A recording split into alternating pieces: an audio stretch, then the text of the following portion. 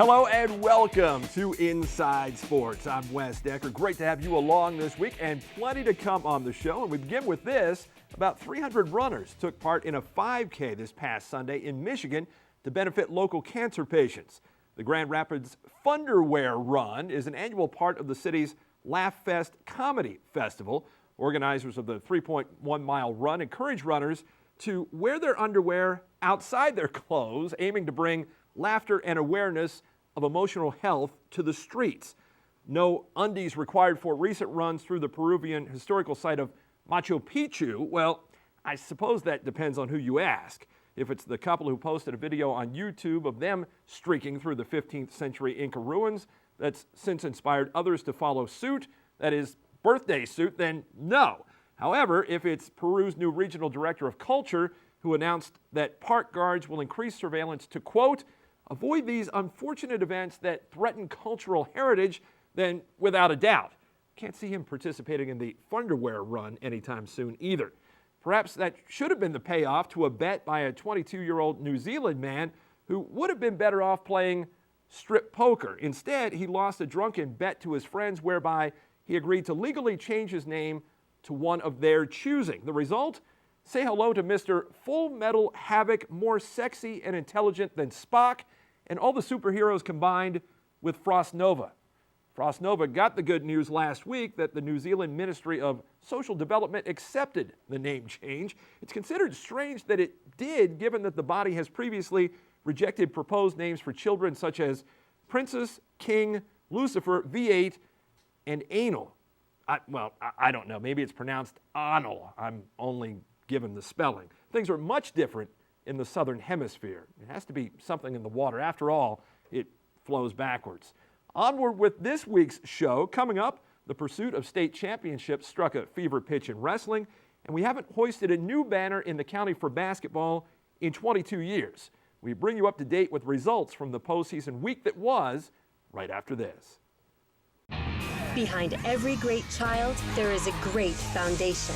Premier Martial Arts will empower your child and give them a premier foundation to success. Our instructors have the passion to teach classes designed to build premier skills. Your child will develop greater self-control, confidence, and concentration. Premier Martial Arts will take your child up the path of greatness. Call Premier Martial Arts today.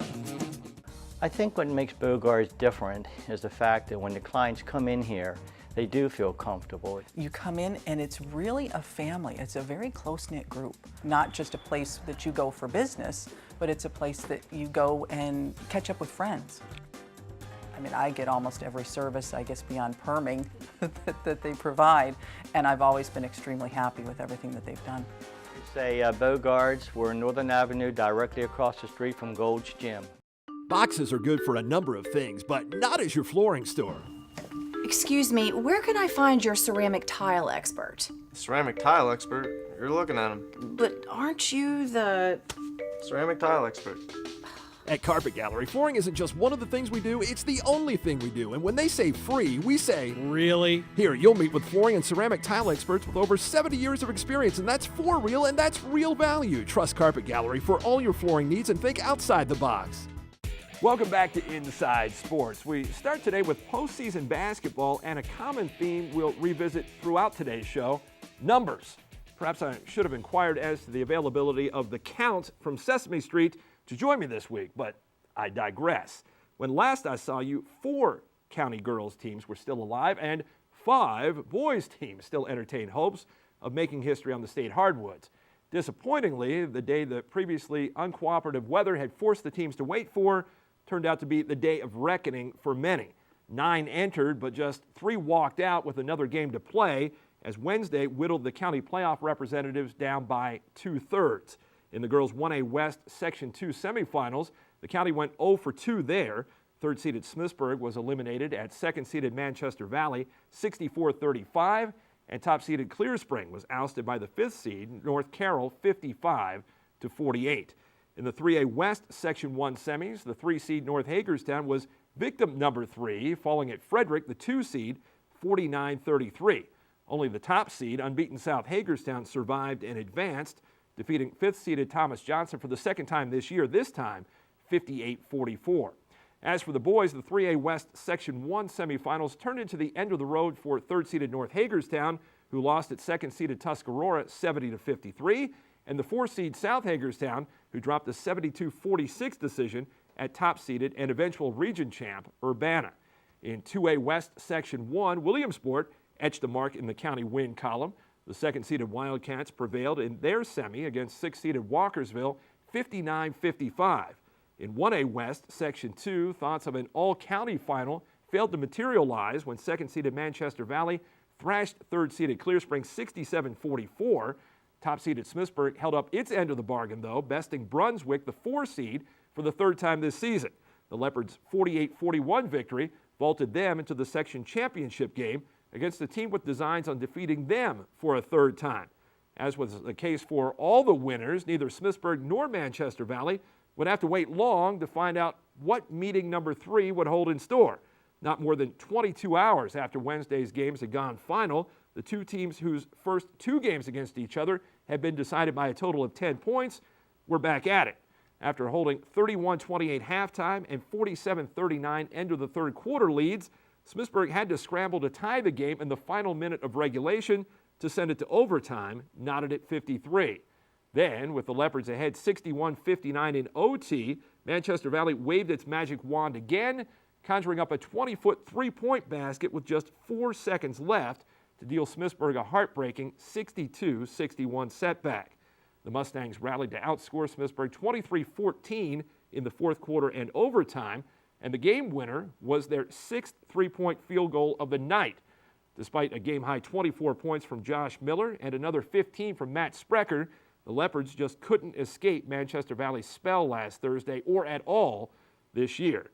Smithsburg's season ended with a final record of 13 wins and 11 losses, 3 of those to the Carroll County School. In the 2A West Section 1 final, thrice-beaten Williamsport traveled to top-seeded Oakdale, a team that had tasted defeat just 4 times in 23 games. The homestanding Bears came in winners of 4 straight and 14 of the last 15 games. Williamsport rode into Iamsville, having won 14 of its previous 15 too, and were rolling along on a 6-game win streak. Early on, the Wildcats more than resembled the red-hot team they had been the last 50 days by bolting out to a 7-0 lead just over 3.5 minutes in. And even though Oakdale responded to outscore Williamsport 10-5 the rest of the quarter, the Cats had to feel good about being in front 12-10 after 1. Unfortunately, both that good feeling and having the lead turned out to be short-lived. In fact, after Williamsport's 1-point edge at 15-14, the Wildcats were never in the position of playing with the lead again. Led by Zach Thomas, the second leading all-time scorer in state history, Oakdale finished the Wildcats off with a 44-26 run to claim a resounding 60-41 victory. The 6'6" Bucknell University commit tallied 21 points on the night to run his career total to a ridiculous 2,227. Williamsport senior Sterling Christie, who appears headed for Radford University, reached a milestone of his own last Thursday, surpassing the 1,000-point mark in his final high school game, concluding his career as a Wildcat with a total of 1,004. The Antietam Conference champions from Williamsport ended the best season of any county public school boys team with an overall record of 21-4. On the private school scene, Broad Fording Christian Academy finished the year as runners-up at the National Christian Schools Tournament in Erie, Pennsylvania. The Lions fell short against IMG Academy White in Saturday's Division II final, 67-59. Monty Anderson scored 19 points and hit 3 of Broad Fording's 9 three-pointers in the championship game defeat. BCA closed the season with 25 wins against 11 losses. And with that, boys basketball is complete, but there are still more girls hoops to show and tell you about. South Hagerstown's bid to make it to and capture the ever-elusive 3A West region title coming up right after this. Honey, I just got the mail. We got 6 new bills today. We don't have enough money. Mommy, will we still get to live in our house? It may be time to consider bankruptcy. Call Bodie Law. Do it for yourself. Do it for your family. Injured on the job? Been denied compensation? Need money for medical bills and lost wages? Know your rights. Insurance companies have lawyers, and so should you. Protect yourself. Call Bodie Law, your Hagerstown legal team, for help at 888-823-1255. It's what we do for you that counts. During March Mania, this, and this lead to a zero being placed here. And at Hagerstown Honda, this, and this means you get a big zero, as in 0% financing. All remaining 2013 Civics and Fits come with 0% financing for 72 months. Or choose from all remaining 2013s and get 0% for 60 months. Plus, every single 2014 on the lot has 0% financing for 48 months. March Mania is here, and a zero in the scorebook means you're the winner. From the dealer that's making it easy, Hagerstown Honda.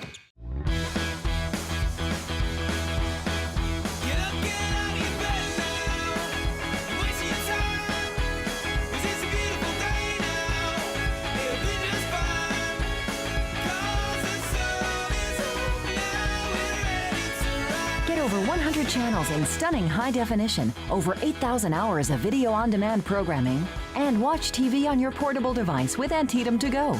Get more from your TV. Call Antietam Cable today.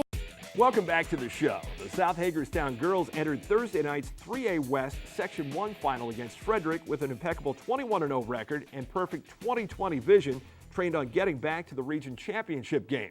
But the Rebels couldn't afford to look past the section's number 2 seed, who had suffered only 3 setbacks in 22 games coming in. If Jasmine Wims' three-pointer was the announcement of the cadets' arrival, then the hosts' obligation to answer came in the form of Chelsea Scott's and one 26 seconds later.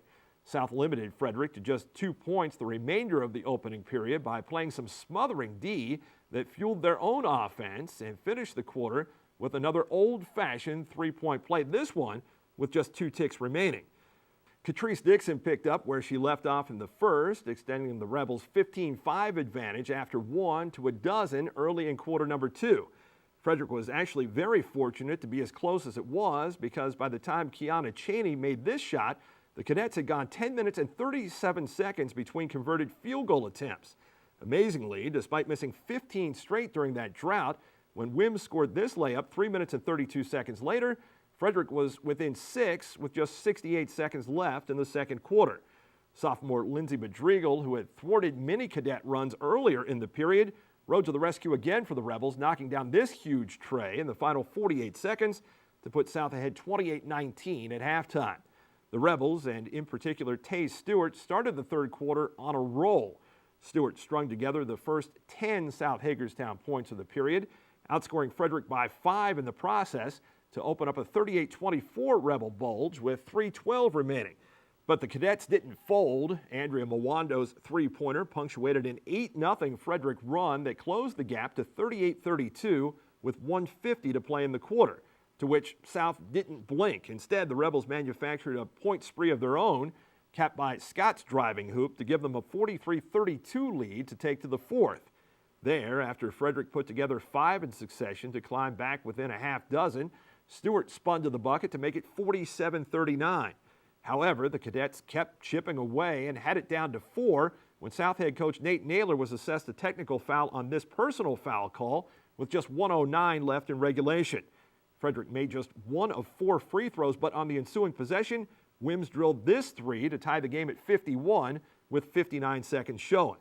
With the game knotted for the first time since it was 5-5 with 4:30 left in the first quarter, Scott coolly and calmly unknotted it within 12 seconds. Her three-point play gave South a lead it would never relinquish, aided by a late technical on a Frederick assistant that provided as much as a 7-point swing, then finished off by Stewart's layup for a hard-fought 65-57 win, a new school record 22nd of the season. Dixon led all scorers with 21. Stewart and Scott both saddled with 4 personal fouls for the game's final 5+ minutes, netted 16 and 13 respectively, and Madrigal dropped in some of the most critical points of the night, finishing with 11. So, as predicted by many and as desired by South Hagerstown, the Rebels were section champions, which meant for the second straight year, they were 1 victory away from the state Final Four. And just like last year, that road ran through Damascus. 372 days of anticipation became reality Saturday evening. Now that they were back there, could the Rebels transform the Hornets' nest from the house of horrors it had been the last 2 years for them into the launching pad to Towson they wanted it to be? One thing was for sure, South was going to have to earn it. The defending region champs would beat no pushovers, coming in with a 21-3 record and coming off 39 and 22-point playoff pacings of Watkins Mill and Seneca Valley, respectively. While both teams started 5 seniors, Damascus had one that physically rose above them all, 6'4" forward Kelly Prang. And it didn't take long to see she was going to be a matchup problem for the Rebels, winning the opening tip and then rebounding and scoring all in the game's first few seconds. But it was the complimentary play of guard Lauren Green who spurred the Hornets to a 9-0 lead by scoring 5 points of her own with just over 2 minutes elapsed. And after a pair of Alexis Longfellow free throws broke the seal for South Hagerstown, there was more Green. Her second 3-ball opened a double-digit Damascus advantage at 12-2. Tay Stewart proceeded to pull the Rebels with an 8, knocking down their first made field goal of the night. But Prang resurfaced in a big way for the Hornets. Her personal 13-6 run capped a 25-10 Damascus margin, and it took Catrice Dixon's second bucket of the period and Lindsey Bedriegel's buzzer-beating follow shot to enable South to trim its margin to 11 after 1. Bedriegel stayed hot to open the second, draining a long 3 to draw the Rebels within 25-17. But after Prang, who outscored South by herself in the first 8 minutes, 17-14, made a tough catch and an even tougher turnaround jumper, the Damascus lead was 10. Later, down 12, Bedriegel knocked down another triple, and then T.J. Tillman followed that with a putback that made it 31-24, the closest the Rebels had been since 9-2. And the Hornets made sure they wouldn't get any closer, with Libby Bowles first finding Jenna Kaufman cutting to the hoop, followed by Prang demonstrating her passing prowess to Tiana Stewart for 2, and Stewart scoring 2 more on the feed from Green. Chelsea Scott's offensive rebound and resulting basket finally halted the 6-0 Damascus run to make the score 37-26, that is, before Bowles and Prang played a little 2-man game that stretched it to 40-26. Dixon's stick back was the only thing that prevented it from going to the intermission that way, in a half in which South made just 11 of 32 shots from the field. Down 40-28, the Rebels didn't exactly turn their fortunes around to start the second half. After Kaufman fed Prang on the break to increase their deficit, leading scorer Stewart picked up her 3rd and 4th personal fouls within 11 seconds of each other. Dixon did manage to keep South within striking distance, though, scoring the next 7 Rebel points, including their first field goal of the third quarter with just 3:05 left. However, Damascus countered by scoring the game's next 7, with Kaufman capping the run with an and one that stretched the advantage to 55-35 with 1:49 remaining in the period. South did finish the quarter by notching 4 of the final 6 points, but headed to the 4th in a 16-point hole. And after Melanie Yeoman's driving layup made it 57-41 early in the final stanza, the Hornets set out to put it away. Prang spearheaded a 13-0 Damascus run, dropping in 7 as the lead ballooned to 29. Stewart followed by bookending an 8-2 South Hagerstown run, but it was far from enough as the Rebels' undefeated season and dreams of a state title ended with a disappointing 72-49 defeat. The 72 points were the most South had allowed in a game all year. 18 times the Rebels had held opponents to 47 or fewer and came in giving up just 37.2 per game. The 49 points they scored were 13.5 fewer than they averaged. Only Williamsport, who did it twice, held them to fewer points in a game this season, but South won both of those games by double figures. The Rebels shot just 28% from the field in this one. Not surprisingly, with a number like that, they never led. Prang ate them up on the interior, often catching the ball within 6 feet of the basket and converting 13 field goals. The George Washington commit finished with 34 points and 15 boards. Green added 14 points and Kaufman chipped in 12. Those 3 combined for 60 points alone. As for South's big 3, they managed just 25 between them. Dixon topped the Rebels with 16. Stewart struggled to score 6, and Scott was held to 3. Bedriegel was second on the team with 8 off the bench. Sadly, an era ends for South Hagerstown at a place it just couldn't win and against a school it just couldn't conquer. It's still been since 1995 that the Rebels have made it to states. That's a long time, but it stands to reason that it'll be an even longer time before anybody forgets this 22-1 season. With that, basketball is finished for another year, joining indoor track and hockey. And then there was one. Wrestling is all that remains. Could the county make a little history at Cole Fieldhouse? The answer when you come back. I bought a dish and now I'm really mad. It wouldn't work. It's really bad. No high-speed internet. This thing has got to go. We signed a contract. Oh no! And if it rains or snows, The screen goes black. I want my cable back. So if you buy a dish, then you will wish you had your cable back.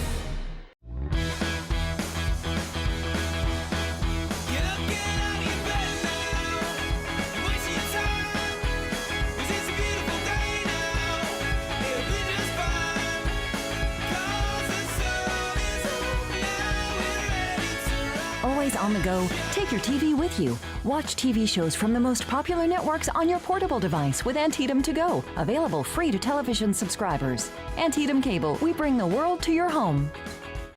Welcome back to Inside Sports. In wrestling, Washington County sent 14 wrestlers representing 3 different schools to the Maryland State Tournament this past Friday and Saturday. The 7 from North Hagerstown, 6 from Williamsport, and 1 from Smithsburg all shared the same aspirations, returning from the University of Maryland as a state champion. After Friday, the dream was still alive for 5, and all but 1 still had wrestling to do. Inside Cole Fieldhouse, the 16-man brackets across 14 weight classes in 2 different classifications worked their way toward the championship finals Saturday evening. In the 4A, 3A ranks, North Hagerstown's Gene Balsita wound up with a 3rd-place medal for his efforts, but perhaps he should have won the Persistence Award too. The Hub senior lost his very first bout 8-0. After that, he couldn't be touched.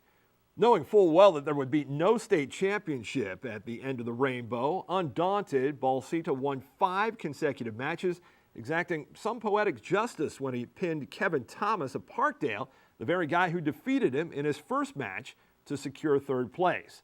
One of North's region titleists, Aaron Dobson, was one of the last to bow out of the championship chase, having to settle for 4th at 285.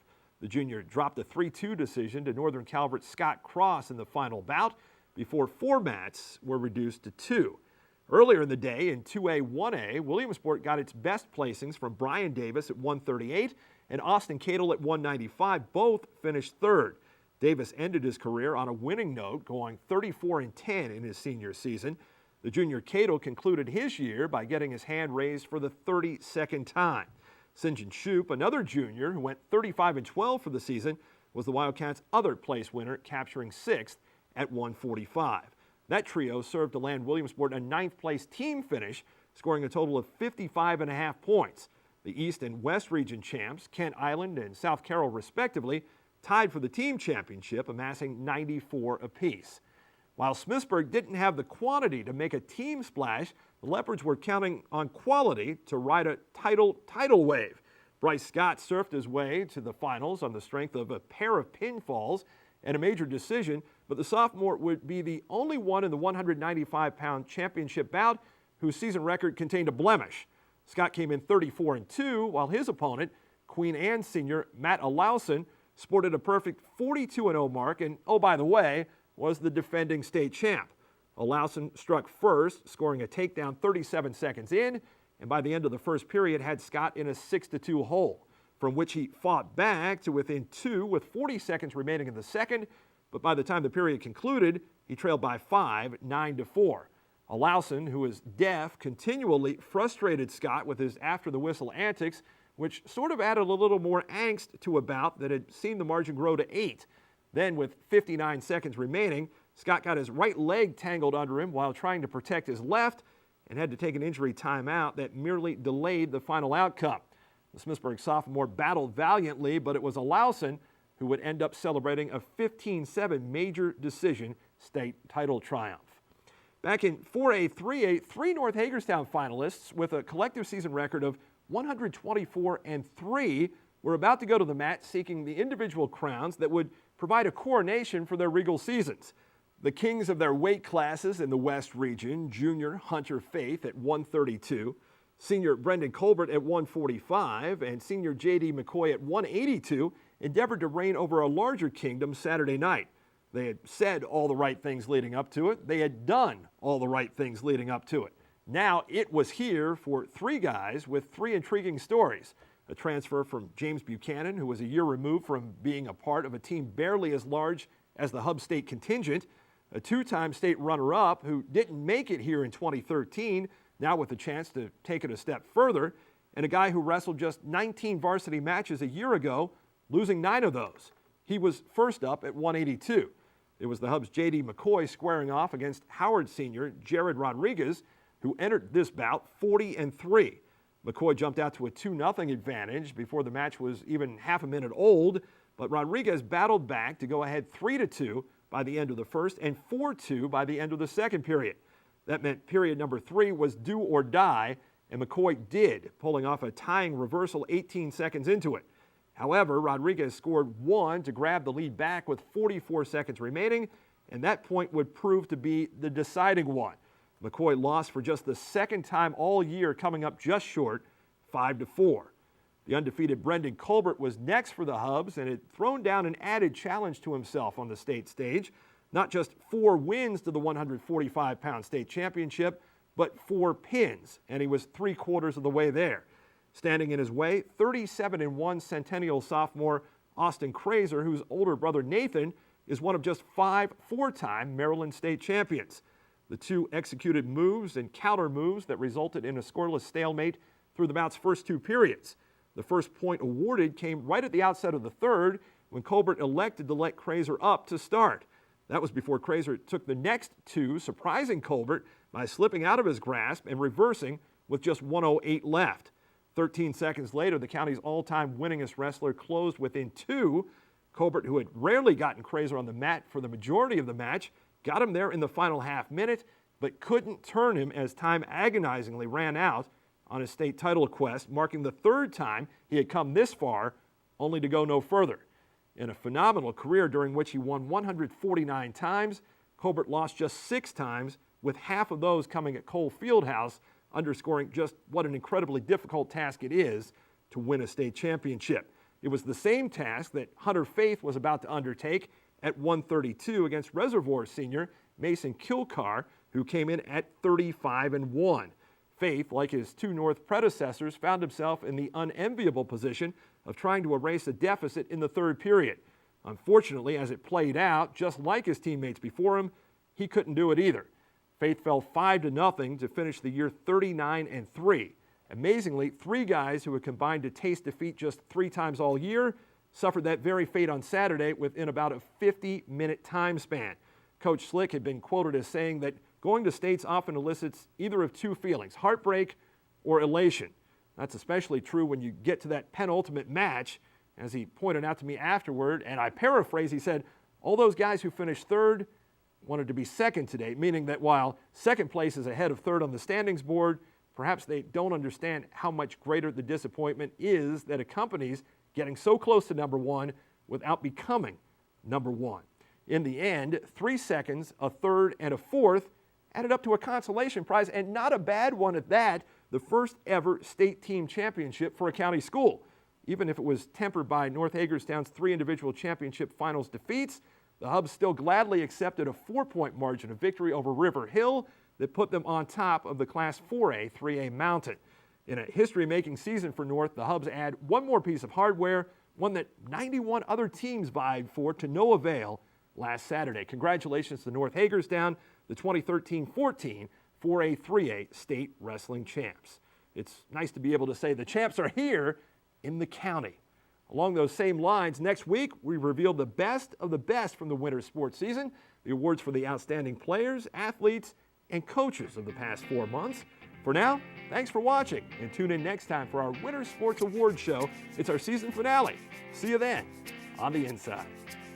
Hey, your sisters and your brothers, your haters and your lovers, you gotta get up in the streets.